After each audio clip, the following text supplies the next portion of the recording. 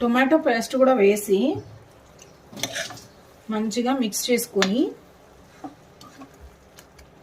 ఈ టొమాటో ప్యూరీలో ఆలు కుక్ అవ్వనివ్వాలండి.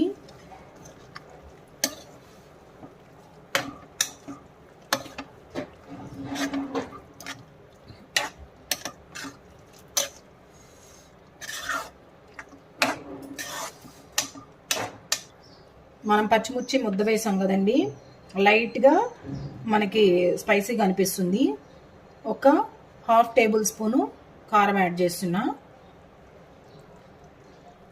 ఇప్పుడు చేసుకోవడానికి సాల్ట్ సరిపోలేదనుకోండి యాడ్ చేసుకోవాలండి.